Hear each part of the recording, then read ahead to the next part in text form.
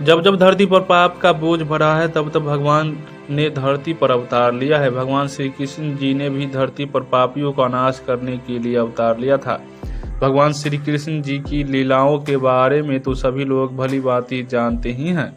महाभारत के युद्ध में भगवान श्री कृष्ण जी ने बहुत बड़ी भूमिका निभाई थी। आप सभी लोगों ने महाभारत की कथा देखी या सुनी अवश्य होगी। महाभारत का युद्ध पांडवों और कौरवों के बीच हुआ था। महाभारत के युद्ध में भगवान श्री कृष्ण जी ने अर्जुन को गीता का उपदेश देते हुए सही मार्गदर्शन किया था, परंतु बहुत ही ऐसे कम लोग होंगे जिनको इस बात की जानकारी होगी कि महाभारत के युद्ध में भगवान श्री कृष्ण जी ने अर्जुन के पुत्र अभिमन्यु की रक्षा क्यों नहीं की थी।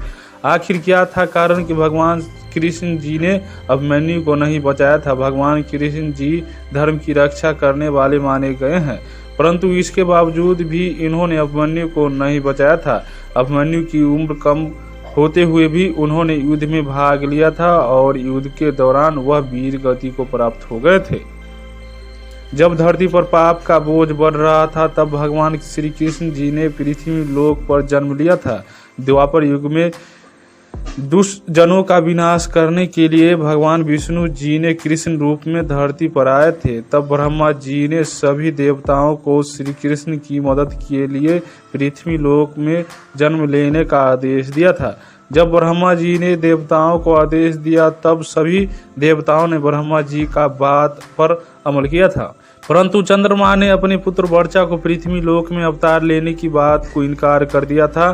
तब ब्रह्मा जी ने कहा था कि उनका पुत्र वर्चा पृथ्वी लोक पर अवतार नहीं लेगा, परंतु सभी देवताओं का दबाव होने की वजह से धर्म की रक्षा के लिए उनको यह कदम उठाना पड़ा था। देवताओं के दबाव की वजह से चंद्रमा जी काफी विवश हो गए थे। तब उन्होंने सभी देवताओं के समक्ष एक शर्त रखी थी। देवताओं के समक्ष चंद्रमा ने यह शर्त रखी थी कि उनका पुत्र अधिक दिनों तक पृथ्वी लोक पर नहीं रहेगा और उनका पुत्र भगवान श्री कृष्ण जी के मित्र अर्जुन के पुत्र के रूप में यानी अभिमन्यु के रूप में जन्म लेगा और यह अर्जुन की अनुपस्थिति में स्वयं अकेला ही अपना पराक्रम दिखाएगा और वीर गति को प्राप्त होगा, जिसकी वजह से अभिमन्यु के पराक्रम की तीनों लोगों में गाथा रहेगी। तब देवता गण चंद्रमा की इस शर्त को मान गए और चंद्रमा के पुत्र ने अभिमन्यु के रूप में जन्म लिया था। जैसा कि आप सभी लोग जानते हैं कि अभिमन्यु बहुत बड़े महारथी थे और यह अकेले ही महाभारत के चक्रव्यूह में घुस गए थे। महाभारत के चक्रव्यूह में घुसने के पश्चात इन्होंने अपना पराक्रम दिखाया था।